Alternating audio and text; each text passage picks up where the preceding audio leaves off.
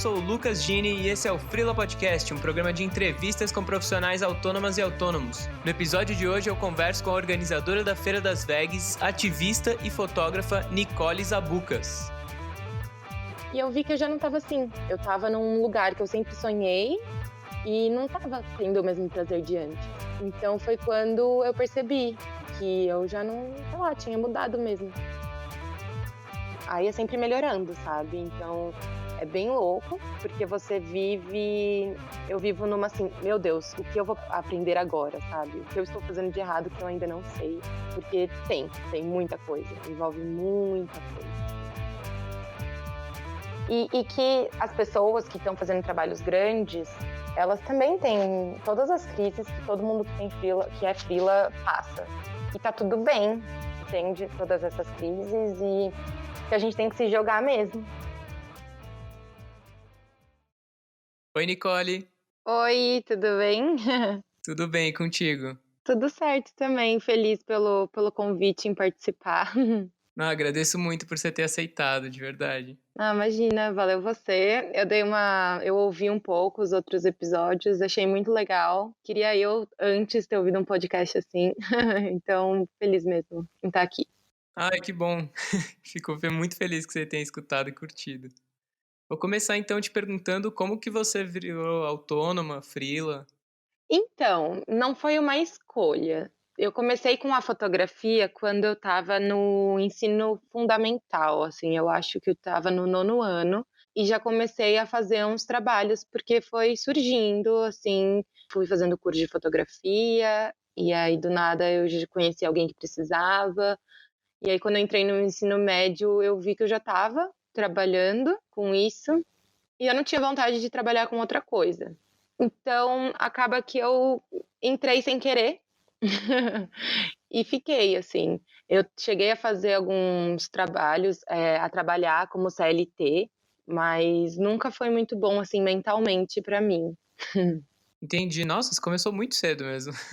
Foi muito. Tanto que, assim, eu com 15 anos achava que eu já sabia o que eu queria, né? Então, no ensino médio, por um lado foi bom, porque eu fiz sem aquela pressão de precisar fazer vestibular, porque para mim eu já trabalho, então eu não preciso fazer uma faculdade no momento.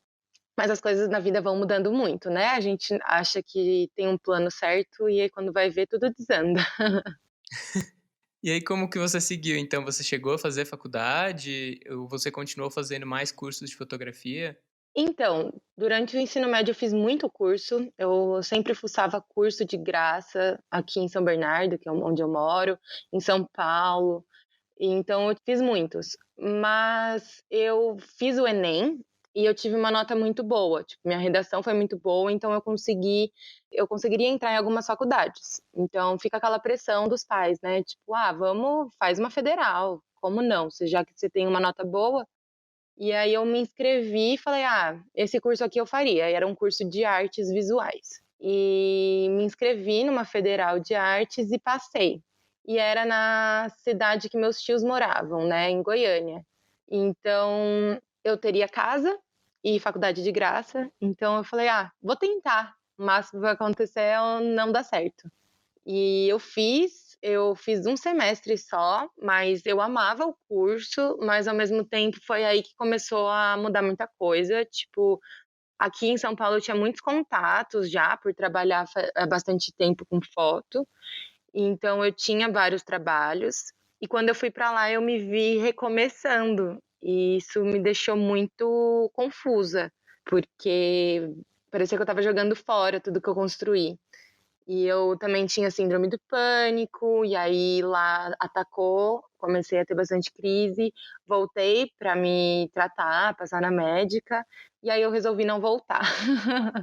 Então eu não completei a faculdade lá, mas a faculdade em si era incrível, eu amava muito o curso. E aí quando eu voltei, eu estava perdida, também já não sabia muito bem se a fotografia fazia tanto sentido. Foi quando eu comecei a pensar sobre a fotografia, nunca tinha refletido se eu queria isso ou não, porque para mim sempre foi muito certo. Aí eu fiz a faculdade de produção multimídia, que é um tecnólogo, né, que são só 2 anos. Aí eu me formei. Então foi assim, deixa eu garantir aqui um curso superior. E aí foi isso. E aí você fez em São Paulo mesmo? Foi na Metodista, aqui em São Bernardo, então era bom porque era, tipo, do lado de casa, eu ia a pé, estudei minha vida inteira no colégio lá, então é como se fosse em casa, né. E foi, assim, um curso legal, mas eu achei um pouco fraco, na verdade, porque como eu trabalhava com isso há um bom tempo e fiz muitos cursos fora, eu achei bem fraco, assim, a grade curricular e as aulas, sabe. Então, tipo, a gente, por exemplo, aprendia roteiro, a gente fez um curta-metragem, fez um clipe, mas tudo que eu usei eu aprendi fora da faculdade. Se fosse depender da faculdade em si, eu achei muito raso, sabe, o que eles passaram. Então, assim, valeu, porque eu tenho um diploma que, na verdade, eu ainda nem busquei na faculdade. Mas valeu, assim, conhecer muitas pessoas, né, você como é tecnólogo é muito na prática, então eu tive experiências muito legais, tipo, fazer um curta-metragem é uma coisa louca, você é obrigada a fazer, então você vai lá e mete as caras, né. Entendi. E aí, já nessa época, você falou que começou a questionar a questão da fotografia, mas ao mesmo tempo que aprendeu muita coisa na prática. Você continuou tendo clientes de vídeo, de foto? Sim, quando eu voltei eu ainda tinha, eu fazia bastante trabalhinhos, assim, durante a faculdade mesmo. Então, consegui manter, assim, os que eu tinha antes de ir para a faculdade, ia ganhando dinheirinho.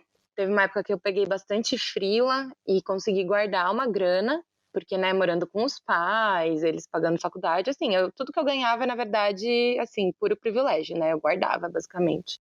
E aí foi quando eu tenho uma amiga que eu conheci lá em Goiânia, na faculdade, e ela falou: "Meu, vamos morar no Canadá um tempo, eu tenho família lá, a gente tem estadia de graça, só precisa da passagem e, tipo, do que a gente for fazer lá". Eu falei: "Meu Deus, agora que eu tô com bastante freela, eu consigo guardar uma grana e vejo quanto tempo eu consigo passar". E aí eu consegui guardar dinheiro para ficar 2 meses, né, mais a passagem.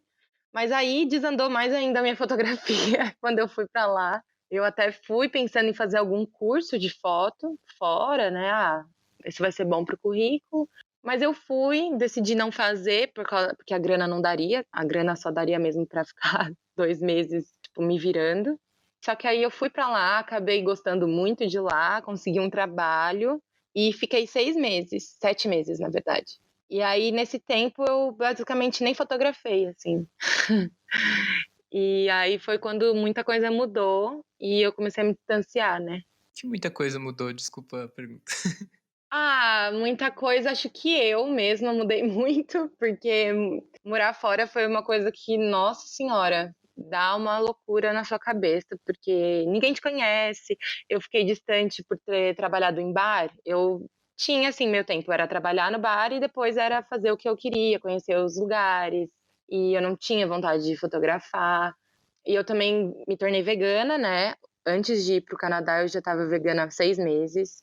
E aí eu fui pra lá, lá é um lugar, assim, maravilhoso para ser vegano, tem opções em toda esquina. E aí eu conheci o ativismo vegano lá, que eu nunca tinha feito nada aqui no Brasil. Então foi quando eu comecei a conhecer grupos, a conhecer mais pessoas veganas. Enquanto eu estava aqui eu não tinha uma pessoa vegana na minha vida, nem ovo-lacto vegetariana tinha. Então comecei a me encontrar nisso e a descobrir uma outra parte de mim que eu não conhecia, sabe. E quando eu voltei e falei: "Ah, ok, a minha realidade é fotografar e estar com aquele núcleo de pessoas", parou de fazer sentido. E aí 2018, que foi o ano que eu voltei, foi bem loucura. Foi assim, o que eu faço da minha vida? Eu não tenho ideia, sabe. Entendi, é bem mais recente do que eu imaginava então, na verdade. Não, essa crise ainda existe, aqueles mas foi bem recente. E aí o ativismo começou a fazer parte da sua rotina, assim, desde lá, e quando você chegou aqui você continuou esse trabalho ou começou a conhecer outras pessoas daqui também? Então, eu comecei lá, eu não sei se você já ouviu falar do o Anonymous for the Voiceless. Uhum. Ele é um grupo, né, que a gente faz o ativismo de rua, e foi ele que eu participei primeiro lá no Canadá. Eu já tinha visto vídeo na internet e tal, eu fiquei super feliz quando eu vi a primeira vez isso acontecendo, e fui participar. Então, a gente basicamente segura umas telas com alguns vídeos passando da indústria, né, da crueldade animal. E se a pessoa se aproxima e vê durante um tempo esses vídeos, né, então ela basicamente está mostrando o interesse sobre o que a gente está mostrando, a gente conversa, pergunta, a gente fala que a gente usa o método socrático. Então, a gente não vai lá e fala, olha, isso é errado. A gente faz questionamentos. A gente fala, você concorda com isso que você está vendo? Como você se sente? E aí a pessoa vai chegando às próprias conclusões. E a primeira vez que eu participei foi lá.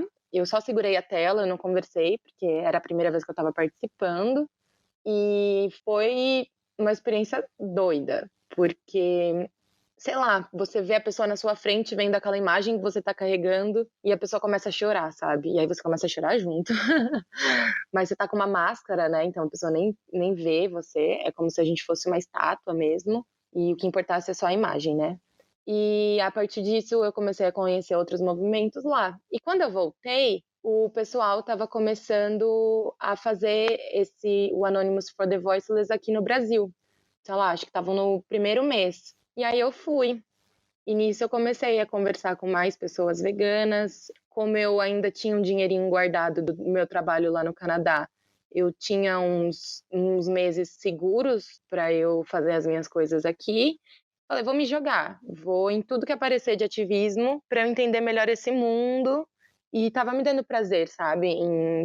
Sei lá, eu estou me movendo para salvar animais. Eu vi que isso me completava naquele momento, né? E aí foi quando eu entrei, assim, conheci muitas pessoas, entendi muita coisa, aprendi muita coisa que eu ainda não sabia sobre veganismo, né? E nisso eu ainda estava tentando unir fotografia. Eu falei, bom, se a fotografia com o meu trabalho não está fazendo sentido, então deixa eu tentar fazer projetos que liguem ao ativismo e que eu possa falar, né, dessa nova forma que eu enxergo o mundo, junto com a antiga forma que eu enxergava o mundo, né? E aí eu cheguei a fazer alguns trabalhos, tudo voluntário, né, a maioria. Nem sei se eu cheguei a fazer algum trabalho pago, porque são ONGs, né? Então era mais pelo prazer e pela causa do que financeira.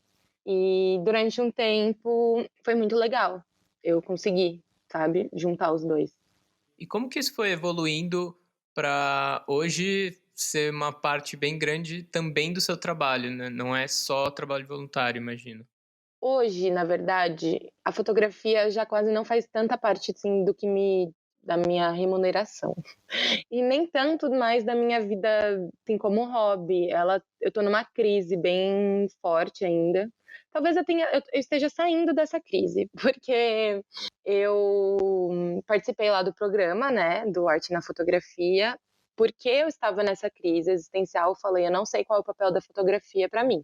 Porque antes era a Nicole fotógrafa. Então sempre foi muito confortável, tudo que eu fazia com fotografia dava certo. Eu me destacava com a fotografia, então eu sempre sendo muito com uma autoestima baixa, ela me completava, sabe? Era uma parte segura, assim, que eu sabia que isso eu conseguia fazer bem. E como eu distanciei no Canadá e voltei, e eu vi o programa e estava com inscrição aberta, eu falei, bom, eu acho que pode ser uma oportunidade vou ter que me jogar de cabeça no programa para ver se eu ainda gosto disso e para ver se reacende esse olhar que eu tinha. E aí foi uma loucura, eu me vi 20 dias imersa nesse mundo que eu antes era apaixonada. E durante esse tempo eu senti muita falta de fazer o ativismo vegano, de estar no ambiente que eu já estava começando a estar inserida. E aí eu percebi, poxa, acho que eu não sou a Nicole de antes. E aí quando acabou o programa, começou a passar na TV e tal, eu falei, tenho que aproveitar isso, né? Porque pode me render muitos frutos, alguns trabalhos. A gente ganhou alguns cursos com os mentores. Só que eu fui percebendo que eu já não tinha aquela vontade que nem eu tinha antes, sabe? Eu saía do colégio no terceiro ano, ia direto para outro curso, ficava sem comer e estudava. Quando eu chegava em casa, eu abria o que eu tinha anotado sobre o curso de fotografia e lia por prazer, sabe? Eu abria vários livros que eu tinha de fotografia e ficava olhando horas e horas. E eu vi que eu já não estava assim. Eu estava num lugar que eu sempre sonhei e não estava tendo o mesmo prazer de antes. Então foi quando eu percebi que eu já não, sei lá, tinha mudado mesmo. Então aos poucos eu fui aceitando que a fotografia tinha mudado o papel, né, tipo, ela já não era o meu foco principal. E aí hoje eu tô nessa fase de, tipo, não me cobrar por não fotografar, sabe. Então hoje, acaba que às vezes, uma vez ou outra surge algum trabalho, e aí eu cobro um valor que seria justo, porque eu tinha muito uma mania de fazer assim: "Ah não, eu quero fazer esse trabalho, então eu vou cobrar menos". Eu sempre foi muito difícil para mim cobrar. Então hoje eu faço assim: "Não, eu saio de casa por esse preço, então se aparecer, eu faço", sabe, mas não é algo que eu tô correndo atrás. Entendi. E é voltado para alguma coisa, para alguma área específica da fotografia ou é meio geral, assim? Não, agora é geral mesmo. Então aparece, eu acho que se eu acho que eu tenho capacidade de fazer, eu vou lá, dou o meu valor, tal, e faço. Mas como antes eu tinha um foco em: "Ah, quero ser fotógrafa X ou Y", aí não, né, eu ia atrás, mas como agora eu já não é uma ambição, eu aceito o que aparecer, assim, sabe. Entendi. Nossa, é bem intenso esse processo de reconstrução, assim, que você tá comentando. Sim, e ele foi muito difícil de eu aceitar que ele estava acontecendo. E como que surgiu a Feira das Vegas no meio disso, assim?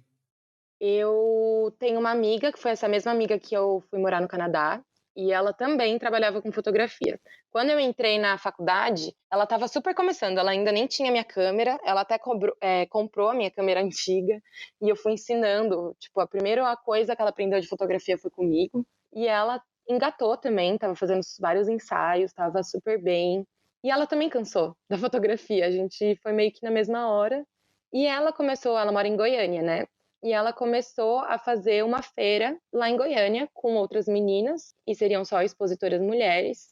Acabou que as outras meninas da organização, não quiseram, não estavam participando, e ela foi sozinha carregando o projeto. E aí ela um dia veio me visitar aqui em São Paulo, ficar aqui uns dias em casa, e a gente estava conversando, eu estava falando, desabafando, quanto a fotografia já não estava mais fazendo sentido, eu não sabia o que eu queria fazer da minha vida, né, com o que eu queria trabalhar. E ela falou: "Ni, por que você não tenta fazer uma feira? Tá dando certo pra mim e eu tô gostando e eu acho que você gostaria bastante". E aí ela me passou: "Olha, eu faço isso, eu monto o site aqui, cobro assim, assado", me deu, assim, as dicas pra eu começar. E eu falei: "Bom, vou tentar então".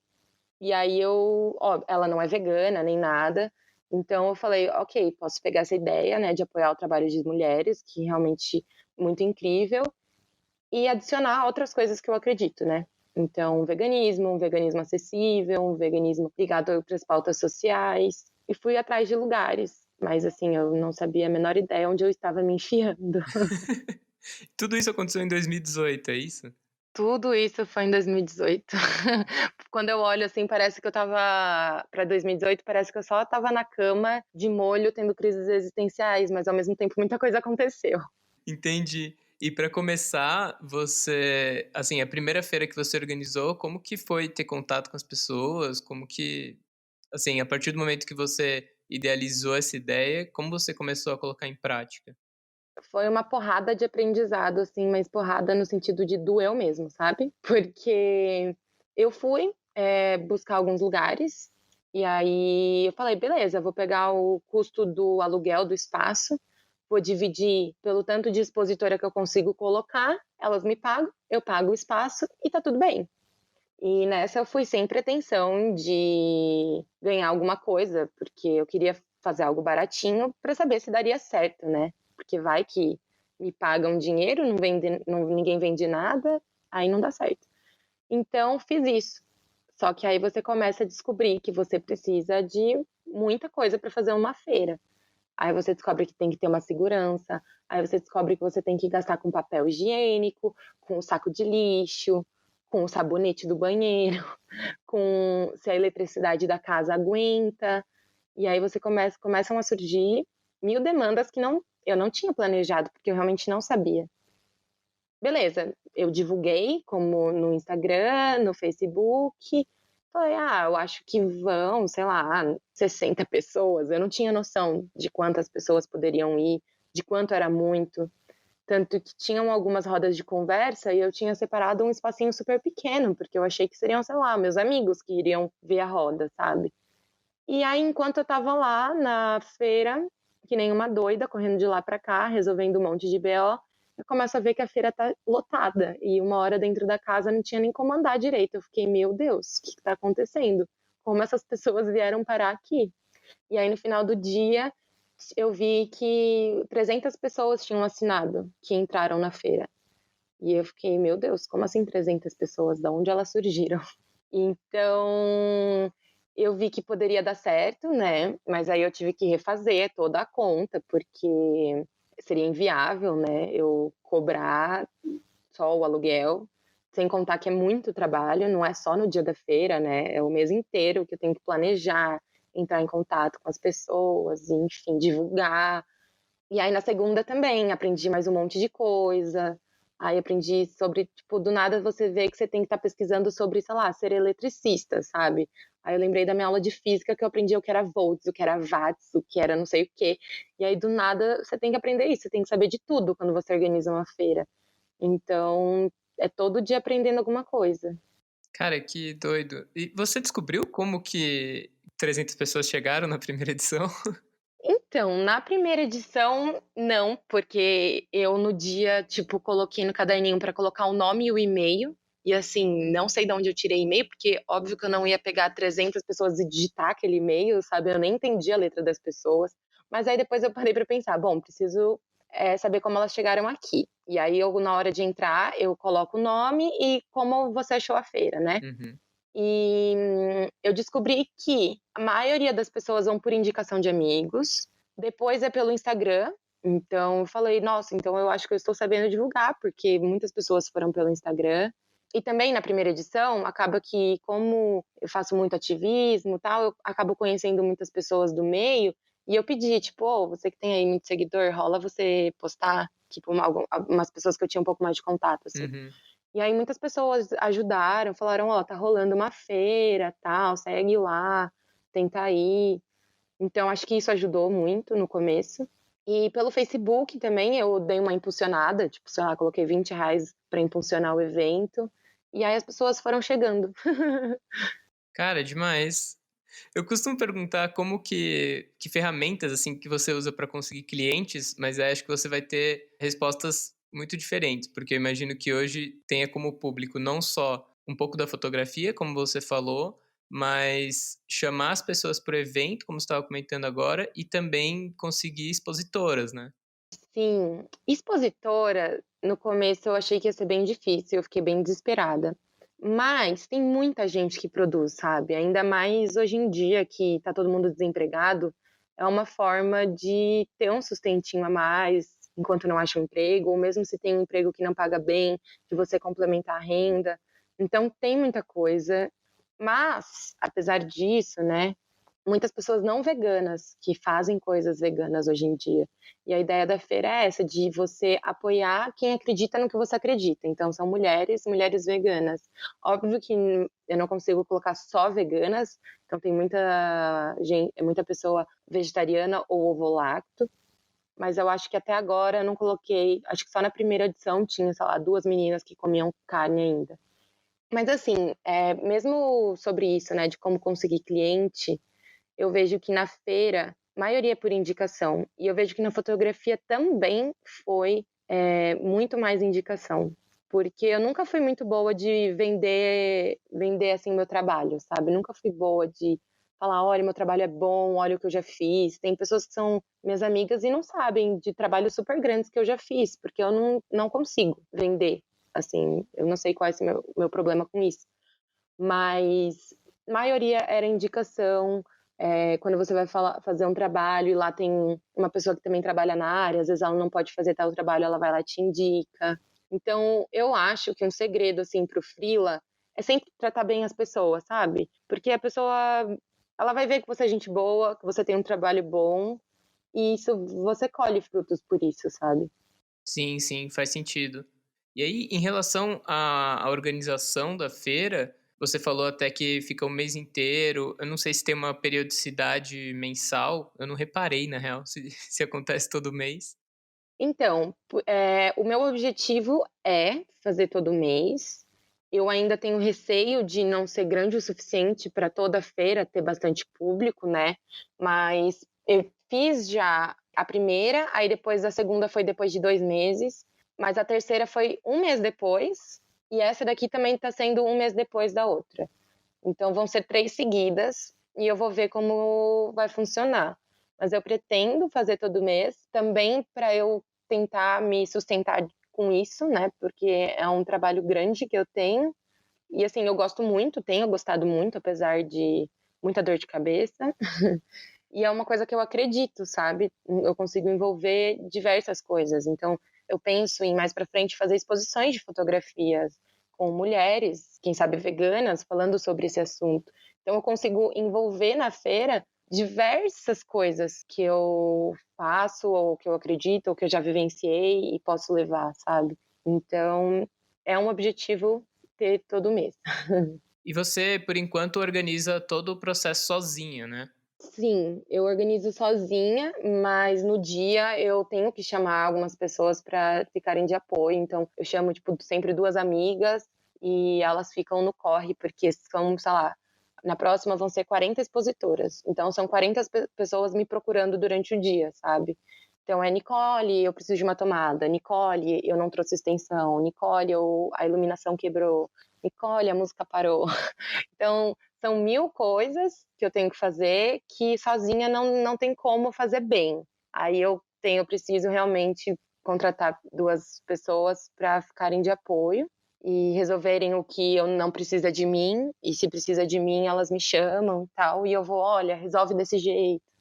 Mas o processo de divulgação, falar com as expositoras, entrar em contato com todo mundo, desde segurança, ou o lugar que eu vou expor, achar lugar para expor, que também é muito difícil, lidar com as contas, sou tudo eu mesmo que faço.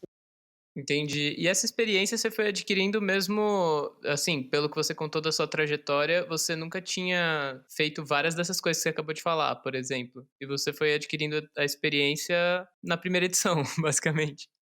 Basicamente isso. Eu não sabia nada, não sei nem como deu certo a primeira edição, porque se eu soubesse de tudo que eu ia precisar para fazer, eu não teria feito, porque ia me dar muito medo. Mas eu não sei, eu acho que eu tenho um anjinho da guarda muito bom, que falou: "Olha, você fez muitas coisas erradas, mas vamos fazer dar certo, porque você vai aprender", sabe.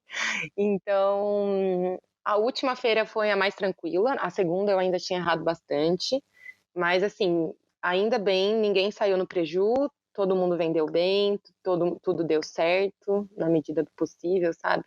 A última já eu falei: "Nossa, legal, deu certo, não teve grandes erros". Aí é sempre melhorando, sabe. Então, é bem louco, porque você vive eu vivo numa assim: "Meu Deus, o que eu vou aprender agora?", sabe. O que eu estou fazendo de errado que eu ainda não sei, porque tem muita coisa, envolve muita coisa, assim. Mas é muito bom também, porque eu olho pra trás, assim, vou vendo as edições e vou vendo o tanto de coisa que eu aprendi, que é bem louco, e o tanto que você amadurece mesmo, assim, pessoalmente, sabe, não só na questão profissional. Tanto que você aprende é muito louco. Nossa, muito legal.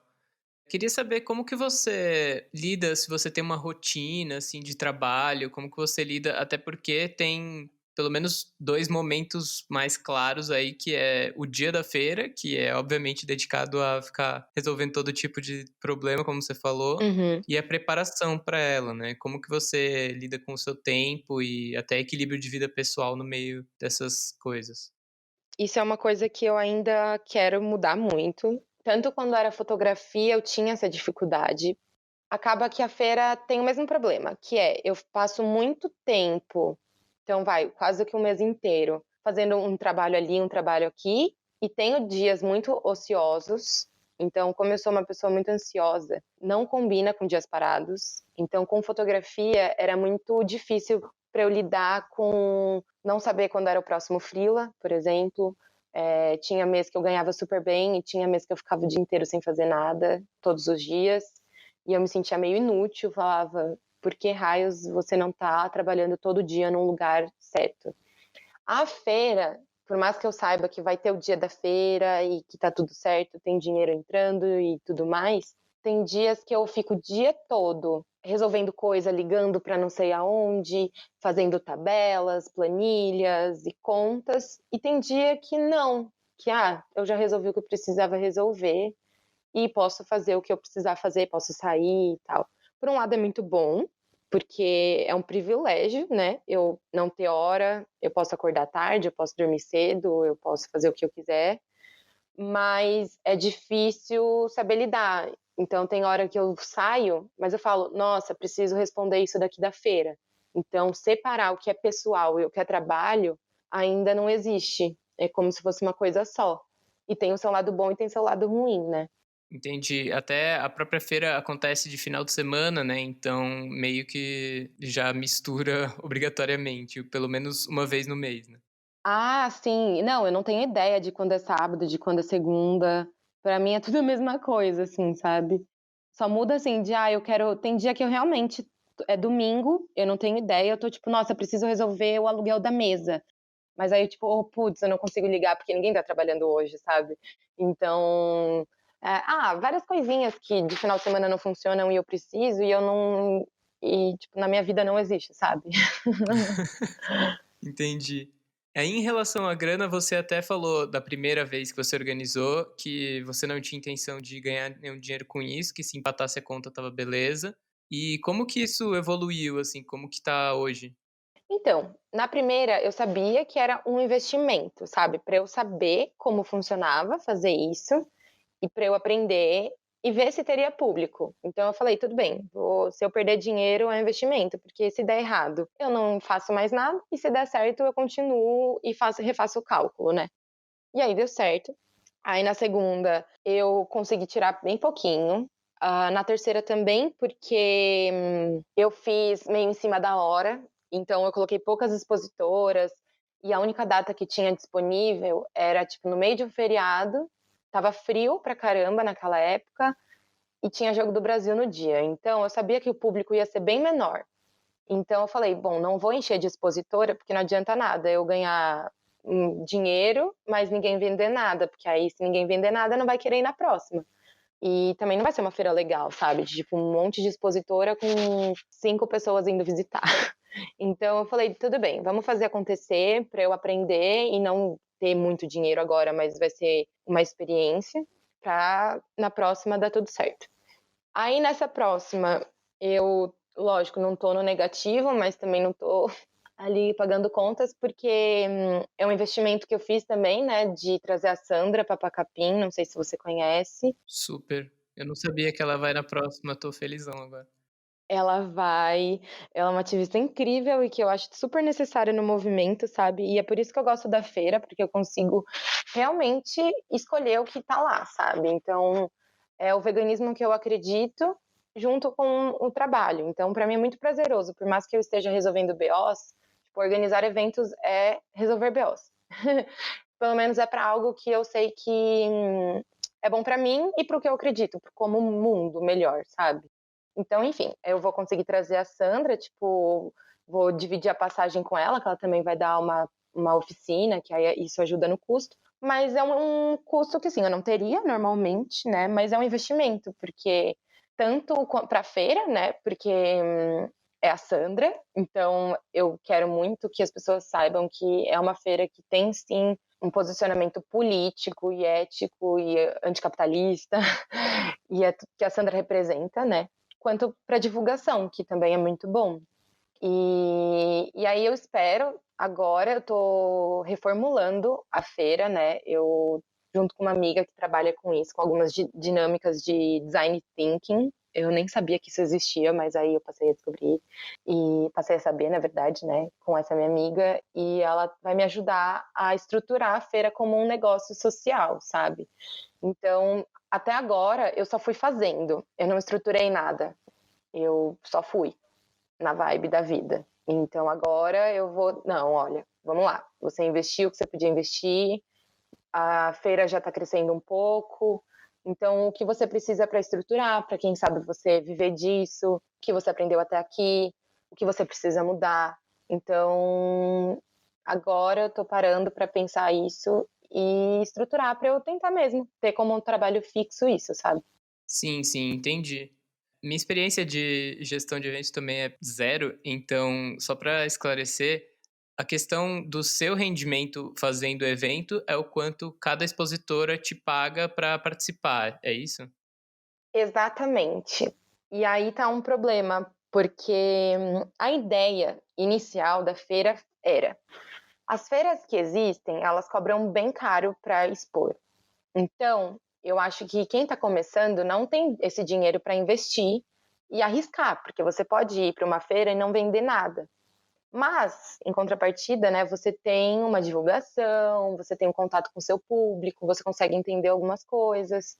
Então, eu queria um evento que quem é pequeno mesmo conseguisse ir. Então, para isso, teria que ser barato. Mas, aos poucos, você vê que para respirar você tem que pagar. Então, tem muitos custos e que não dá para ser barato se você quer fazer algo organizado e seguro. Então, eu tenho que pagar bombeira, eu tenho que pagar segurança, eu tenho que fazer uma vistoria no local para saber se ele não vai pegar fogo se alguém ligar a tomada. Tem que saber se ele tem as saídas de emergência, se tudo der errado. Porque se alguém sofrer um acidente, a culpa vai ser minha como organizadora, né? Então, tem todos esses custos que as pessoas não enxergam ele, né? E eu não enxergava isso quando eu não sabia sobre uma organização de eventos e achava que a pessoa estava só explorando as expositoras. E aí é um problema, porque eu não quero perder isso de ser uma feira mais em conta para quem expõe, mas eu também, para eu ter um lucro e pagar tudo que precisa, sendo só vindo das expositoras, é difícil manter. Então, nessa coisa de reformular a feira, eu vou pensar nisso tudo. Entendi. É, e também, como você falou de trazer a Sandra e tal, eu pensei no custo que você tem para organizar as palestras e rodas de conversa que acontecem no meio do evento. A passagem da Sandra, por exemplo, acho que é de Berlim para cá, né? Não, então, a Sandra, ela tá no Brasil, mas ela tá em Natal. Então, vou te dizer que a passagem de Natal não é muito diferente de uma internacional, aquelas, né? Não, não ela é bem mais barata, óbvio, não é? Mas, e eu tô rachando com ela tá super ajudando, né? Mas é assim, então, por exemplo, as palestras, eu sempre quero que tenha roda de conversa e que não seja paga, porque eu quero que seja acessível para quem quiser. E isso é uma coisa que eu não quero mudar. Mas são custos, porque, por exemplo, é injusto também uma pessoa que vai lá dar uma palestra pague, por exemplo, para ir até lá. Então, eu quero pagar o transporte dessa pessoa, porque, querendo ou não, ela faz o meu evento ser mais legal, por disponibilizar o tempo dela para falar sobre algum assunto. Então, o mínimo que eu posso fazer é dar o transporte. Mas aí soma 3 transportes, que tá caro, o transporte público, de 3 pessoas, já é mais o dinheiro de 2 expositoras, sabe? Uhum. Então, é bem complexo. Eu não sei se eu vou conseguir mudar essa estrutura de só depender da inscrição, porque eu também não sei até que ponto eu quero vincular, sei lá, tipo, grandes marcas apoiando, mas quem são essas grandes marcas, sabe? Tem exploração humana? Elas são empresas éticas? Como que é? Porque quanto maior essas empresas, mais difícil a gente ter controle de quem tá lá, né? Então, é muito complicado. É uma coisa que eu ainda tenho que pensar bastante em como manter acessível para a expositora, como manter acessível para o público e como ser justo para mim, porque até agora, né, vão ser 4 edições que eu não estou ganhando nada que eu poderia me sustentar, entendeu? É tipo um dinheirinho aí para, ó, pelo menos você tirou um tempo, ganha aí um trocado, sabe? Mas assim, eu tô ciente que é um investimento, né? E tá dando certo, porque a feira eu sinto que tá cada vez crescendo mais. Então, agora que ela já, beleza, é uma feira que deu certo, todas as vezes que as meninas foram expor, elas venderam, que é o principal, né? É apoiar o trabalho dessas meninas. Então, assim, certo ela deu. Então, agora como dá certo pra mim? É como eu tenho que parar pra pensar, né? Sim, entendi. É, tem que ser sustentável não só em todos os outros sentidos que você já tá fazendo ser, mas para você também, né? Exato. E aí, nesse meio todo do mundo é bem difícil, mas a gente vai conseguir. Uma hora vai. Com certeza. E aí você já comentou algumas coisas que você pretende para o futuro, você estava falando disso agora até, mas você tem planos para essa carreira e para a feira, que acho que é tudo uma coisa só, mais a longo prazo também? Então, a curto prazo, assim, na verdade, o que eu quero é que pelo menos me sustentar, sabe, conseguir sair de casa, então pagar um aluguel, pagar minhas contas, e é isso que eu quero, que ela pelo menos me sustente. Pra daí, eu conseguir que a feira traga sempre, diálogos, rodas de conversas, palestras sobre assuntos que eu acho necessário, tanto dentro do veganismo como vários outros movimentos, sabe. Dar voz mesmo para coisas que eu acho que precisam ser faladas, principalmente nesse momento político crítico que a gente vive, né. Mas também é uma ideia que eu quero, mas eu não sei o quão possível ela é, porque a feira, por enquanto, ela acontece em lugares mais centralizados, né, por mais que seja na Lapa, que não é um centro de São Paulo ou uma Paulista, ela ainda não é periférica. E eu acho que não tem como excluir pessoas periféricas se a gente quer um mundo vegano, se a gente quer um mundo mais justo, né? A gente não quer um mundo mais justo só para quem já tem dinheiro, né? Então, e mostrar que o veganismo ele não está ligado só aos animais, sabe? Tá ligado a várias coisas. E então seria fazer, por exemplo, feiras com mulheres periféricas na periferia e tentar apoiar essas mulheres, que elas tenham alguma forma de fazer uma graninha, de alguma forma que seja ética tanto com os animais quanto com o próprio trabalho dela. Tem uma ideia que eu estou conversando muito com uma amiga minha, que é, por exemplo, pegar uma mulher que precisa mesmo de uma ajuda, a gente ensinar, talvez junto com outras expositoras que, sei lá, sabem bordar. A gente ensinar essa pessoa a bordar e ela ter um espaço de graça na feira para ela conseguir vender isso e ganhar uma graninha. Então, por enquanto, eu não consigo fazer isso, né? Mas é uma coisa que eu quero no futuro, com certeza, sabe? Bem legal, bem legal. E a questão geográfica também é uma questão que você considera, assim, não só dentro de São Paulo, né? Porque você já falou das periferias, mas eu não sei se você tem contatos ou tem interesse de fazer em outros lugares também. Então, eu tenho. O problema é que é muito difícil achar lugar. Então, assim, por exemplo, eu moro em São Bernardo. Aqui tem uma feira, mas não é assim a feira que eu acho que seria legal. Então, tipo, com rodas de conversa e blá blá blá blá blá blá. E aí eu penso em fazer aqui, mas até agora eu não achei um lugar e eu tô procurando isso há meses. Então, várias pessoas falam: "Meu, leva pra Zona Leste, leva pra São Mateus, né, não sei o quê". Mas ainda mais eu não conhecendo os lugares, é muito difícil, porque você tem que ter um lugar com acessibilidade. Eu não vou fazer num lugar que tem um monte de escada, sabe? Então, tem que ser um lugar que as pessoas consigam chegar, tem que ser um lugar que eu consiga pagar o aluguel, mas ao mesmo tempo também não quero um lugar super chique. São muitas coisas que é muito, muito, muito difícil de achar. Porque por mim, se eu tivesse vários lugares, ó, faz aqui, eu estaria fazendo várias. Mas acaba que isso é um empecilho bem grande para conseguir expandir. Sim, sim. Não, eu nem quis. Acho que a minha pergunta foi até meio ignorante, na verdade, por, por falta de repertório da produção do evento. Não, não, imagina, porque eu mesma até agora fico assim, sabe, querendo levar, e eu mesma, tipo, há um mês atrás falei, não, eu vou fazer 2 feiras por mês, e não sei o quê, tipo, aí aos poucos mesmo que você vai entendendo que não é tão simples. Mas eu também aprendi isso agora, sabe, tá tudo bem, essa pergunta não foi ruim não. Beleza, então. E tem alguma história que foi muito marcante para você ao longo desse trajeto e que você gostaria de compartilhar, assim, alguma coisa que fez muita diferença ou você comentou de vários momentos que você teve reflexões sobre a sua carreira e que as coisas mudaram por uma questão política, por causa do veganismo, então tem alguma história específica? Então, eu achei um exemplo muito legal para quem vive de freela, sabe, que não tá tão ligado à feira, mas tá ligado a outras vivências que eu tive como fotógrafa, né. Que é, por exemplo, eu fiz a turnê com o Thiago York como fotógrafa e fiz o vídeo documental do DVD, junto com outro menino, né, não foi só eu que fiz os vídeos. Mas aí todo mundo: "Nossa, como você conseguiu isso? Parece que a menina é cheia dos contatos, só anda com famoso, não sei o quê", né, porque o pessoal endeusa quando você faz algo grande. E não, tipo, como que surgiu isso? Eu gosto de falar para as pessoas, porque é para mostrar que, meu, você tem que se jogar mesmo, sabe. Eu fazia muitos making offs para uma produtora, E fazia tempo que eles não me chamavam, porque às vezes, tipo, não tinha grana pra pagar making off, né? Porque o making off é tipo, sobrou grana, a gente chama.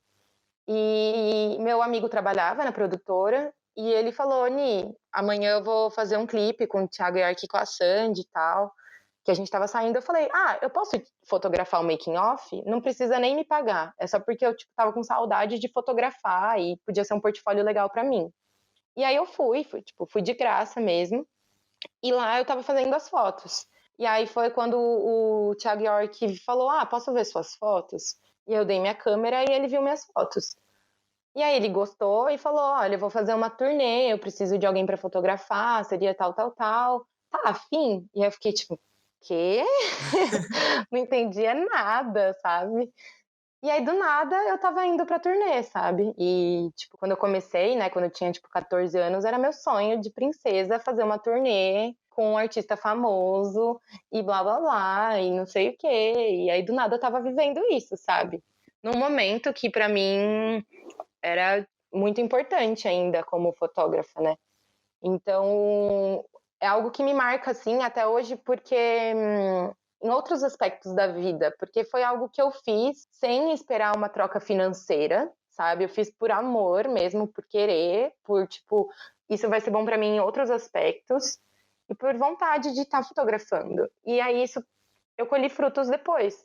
Então, e muitas coisas na fotografia veio assim para mim. Então, tipo, essa menina é cheia de contato. Não, eu não tenho contato nenhum. Eu sou uma pessoa, tipo, eu vejo que no Freela a gente endeusa muito as pessoas, sei lá, no Instagram, não só no Freela, né, na vida mesmo. Então, se você vai ver lá tudo que a pessoa já fez, parece que aquela pessoa, ela é tão distante, sabe? Nossa, a pessoa fez uma turnê com o Thiago York e participou de um programa na TV. Eu também, eu tô na minha cama tendo crise existencial porque eu não tenho dinheiro, sabe? Então a gente acha que as pessoas, nossa, a pessoa fez isso, fez aquilo, então a vida dela tá resolvida e eu tô aqui sem conseguir um freela. Não, sabe? Essa pessoa tá na mesma. A gente tem que muito. Eu uso esse exemplo, né? Que eu tipo fui lá sem ganhar nada e me rendeu um trabalho muito legal. Eu levo isso meio que para mim hoje mesmo, e mesmo agora estando na feira, sabe? Porque a gente que abre as oportunidades, a gente tipo tem que estar atento, porque e que as pessoas que estão fazendo trabalhos grandes, elas também têm todas as crises que todo mundo que tem freela, que é freela passa. E tá tudo bem, entende? Todas essas crises e que a gente tem que se jogar mesmo, que quando você gosta e você quer, se joga. Eu já fotografei casamento por R$ 50. Tudo bem que eu tinha 15 anos, né? Então, mas não tô falando pra ninguém que tira foto aceitar um negócio desse, que não, porque é exploração. Não aceite. Mas, na época, eu tinha 15, foi o que apareceu, eu aceitei, então sempre fui me jogando. Então é isso, sabe? Você tem que abrir essas portas. E não é ninguém que vai abrir, sabe? Tipo, principalmente quando você não tem todos os contatos do mundo, porque infelizmente muitas áreas dependem de contatos, e isso é muito escroto. É verdade. E aí, eu acho que você meio que já respondeu essa pergunta, mas eu costumo finalizar perguntando se você pudesse voltar e dar algumas dicas ou uma dica principal para você mesma no passado sobre a vida de freela, de autônoma, qual ou quais seriam? Uma dica meio pessimista, porém realista, seria assim: você sendo freela, tá tudo bem, você vai passar por alguns perrengues de tipo, tá tudo bem você não ter um trabalho durante um tempo, sabe? Porque, sei lá, eu conheci pessoas que vivem de foto há muito tempo, têm um reconhecimento super grande, mas que passa perrengue, assim como eu, que tô começando. Então, não existe uma vida ideal, sabe? Que eu acho que é isso, que o Instagram vende muito e pro profissional isso sempre me afetou. Que não existe e que a gente tem que se jogar mesmo e que tá tudo bem não dar certo às vezes, sabe?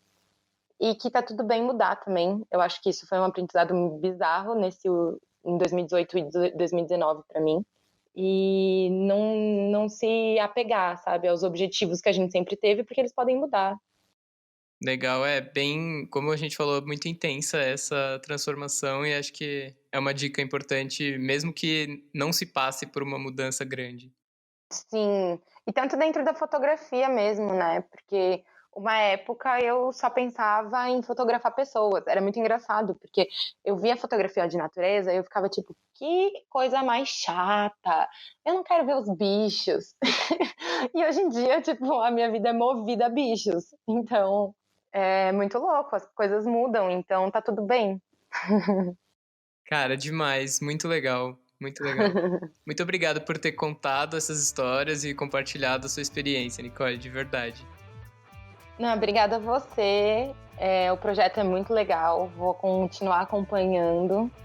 E, de novo, obrigado pelo convite. Eu fico muito feliz em saber também que você foi na feira e que você teve interesse em me ouvir falar sobre isso. Espero que, de alguma forma, também ajude algumas pessoas. Sim, com certeza. No que eu puder ajudar a divulgar também, conte comigo. Ai, muito obrigada, de verdade. A gente se fala então, Nicole. Muito obrigado, viu? Um beijo. Tchau, obrigada. Beijo. Muito obrigado por ouvir esse episódio. E se você curte o Freela, deixe um review na plataforma onde você consome seus podcasts. Mande para uma galera que pode curtir. Compartilhe nas redes sociais. Também dá para falar comigo pelo Twitter ou pelo Instagram do Freela. É só procurar pelo nome mesmo. E se você é autônomo ou autônomo ou tem alguém para recomendar para gravar um episódio comigo, manda um e-mail no freelapodcast@gmail.com. Valeu e até o próximo!